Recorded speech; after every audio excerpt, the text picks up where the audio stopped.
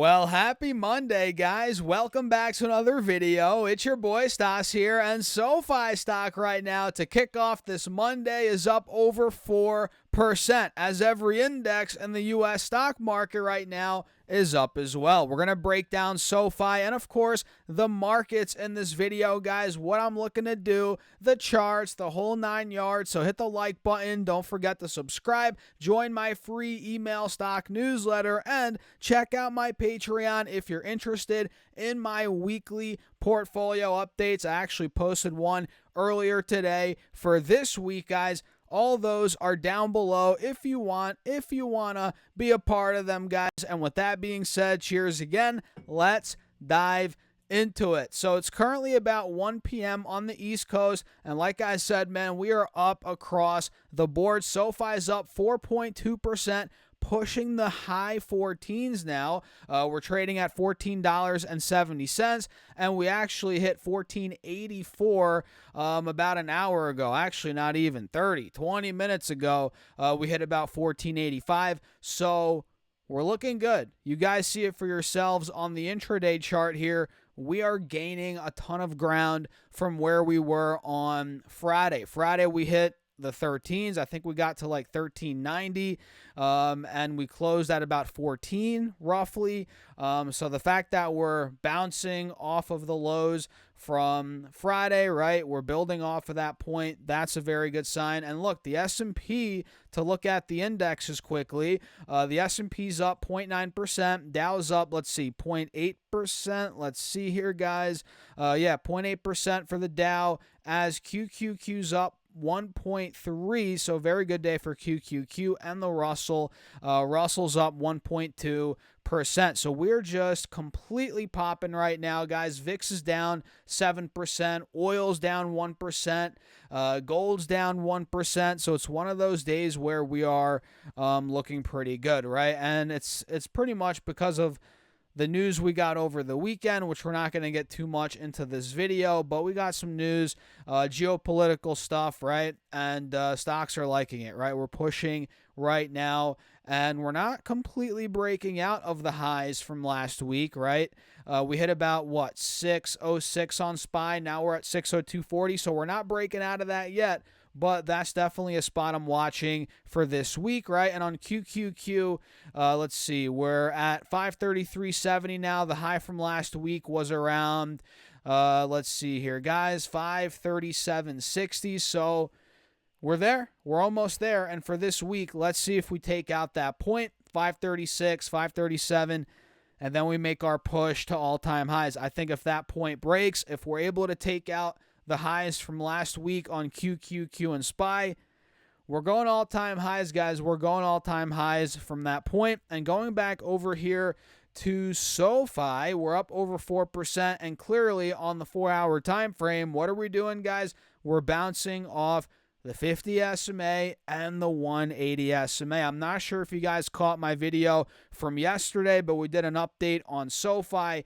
And I told you guys, look, heading into today, heading into this week, keep your eyes on the 180 SMA, the 50 SMA, and it seems like, well, we're bouncing right off of that point right now, and we're taking out the highs from maybe not last week, but actually, wait, hold on. Last Monday, yeah, it looks like last Monday, SoFi kind of peaked out at about 1450 on this day right here. You guys see it, 1445. And now we're actually breaking out of that point, which you guys see here based on this trend line I just drew. And who knows, we could be now filling the gap up to 1510, 1520, which is where the stock was at the high last week. So the fact that we're taking out the highs from Monday last week, a week ago, and we're bouncing off of the 50 and the 180 SMAs on the 4-hour, and now we're back in this channel pretty much. This is all great news for the bulls. This goes to show the bulls are in charge right now. They're back in charge after SoFi got pretty beaten up for a day or two there, but now we're starting to get the rebound.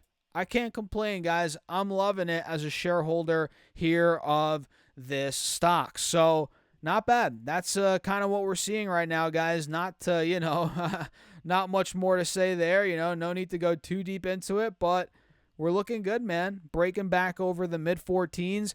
Very good sign overall for the Bulls. Let me know your thoughts, by the way, in the comments. And before we talk about some other stocks here, make sure to subscribe to the channel, guys. Hit that like button while you're at it, and check out my Patreon if you want. No pressure, but if you want to keep up with my portfolio updates, what I'm doing every single week, which I post most weeks, and I just posted an update earlier where actually I bought a little bit more SoFi, not a crazy amount, just a little bit here with some leftover cash. So I bought 3 different stocks today. So I bought 2 primarily, and with the leftover capital, just added some more SoFi because why not? It's a stock I like. I think we're going over $20 at some point, not too far away from now. So I'm thinking anywhere under 15 is a buy for me, especially at $10 or closer to 10.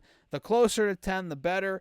But even here at 14, I'm not scared to nibble some shares. So I bought some shares of SoFi, but again, 2 other stocks on top of that. So again, shameless plug, if you guys want to check out the Patreon, how I'm building my portfolio, all of that is down below. Now, let me show you some other stocks that are moving. AMD, guys, oh my goodness, man, 9.7% green day for AMD.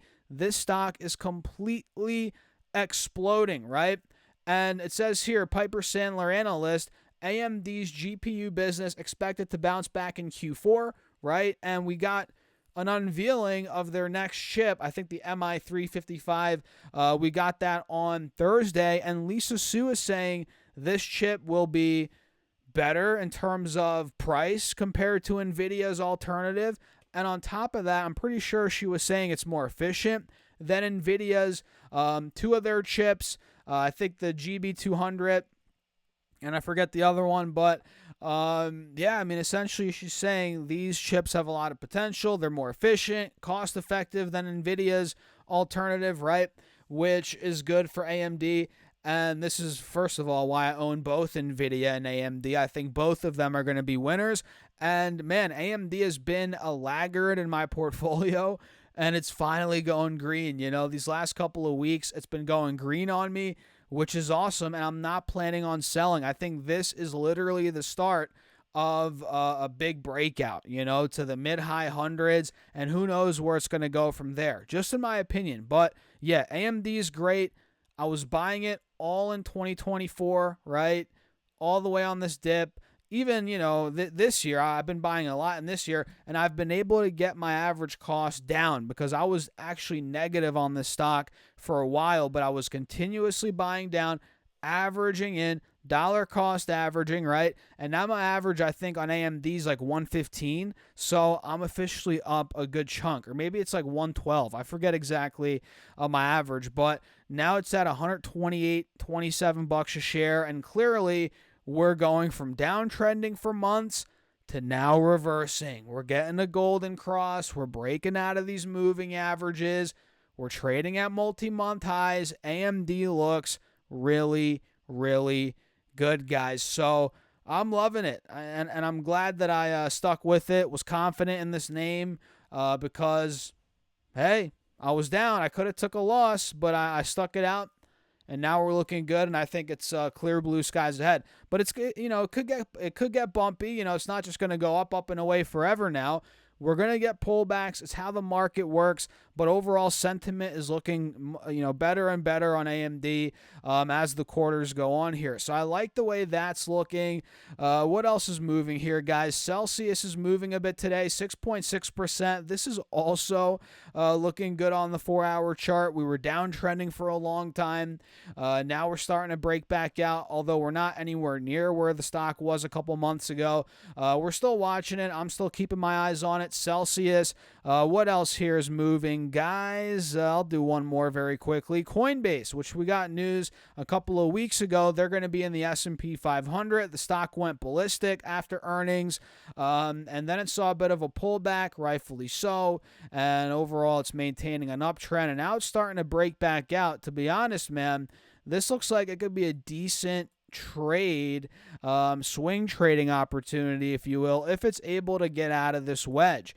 which it kind of looks like we're getting there right now at about, 260, 265. That could be the breakout spot on Coinbase. So what do you guys think? Let me know your thoughts in the comments. As always, I'm curious where your head's at, what you guys are doing, and join the free email stock newsletter if you want. Check out the Patreon. Hit the like button on this video and subscribe. We're on the road to 100K subs here on YouTube. And with that being said, guys, cheers. I'll catch you in the next video.